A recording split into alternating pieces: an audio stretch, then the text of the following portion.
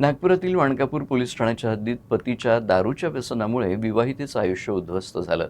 मारहाणीला कंटाळून माहेर गेलेली महिला सासरी परतल्यानंतर तिचा छळ आणखीनच वाढल्याचा आरोप करण्यात आलाय। या प्रकरणी माणकापूर पोलिसांनी गुन्हा दाखल करून तपास सुरू केला आहे। पोलिसांनी दिलेल्या माहितीनुसार 26 वर्षीय पीडित महिलेचं लग्न 2025 मध्ये आरोपीसोबत झालं।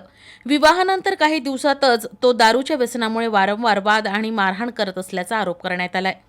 सततच्या छळाला कंटाळून महिला माहेरी निघून गेली। त्यानंतर हे प्रकरण भरोसा सेलमध्ये देखील सुरू होतं। 2026 मध्ये समेट झाल्यानंतर महिला पुन्हा एकदा पतीसोबत राहण्यास सासरी परतली। मात्र सासरी परतल्यानंतरही स्थितीत कोणताही बदल झाला नाही। पती, सासू आणि सासरे मारहाण करायचे, सासरी शिवीगाळ करून मानसिक त्रास द्यायचे। तर याच काळात तिच्या भासऱ्यानं तिच्यासोबत अश्लील वर्तन करून विनयभंगाचा प्रयत्न केल्याचा आरोप देखील करण्यात आलाय।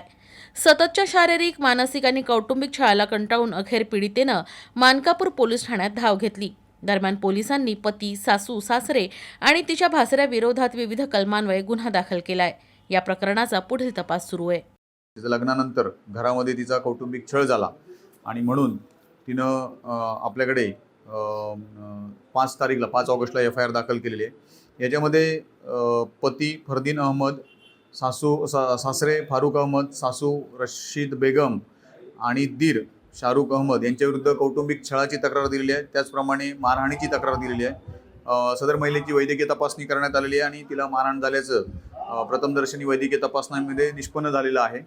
त्याचप्रमाणे तिचा जो दीर आहे शाहरुख अहमद याच्याविरुद्ध तिनं त्या महिलेनं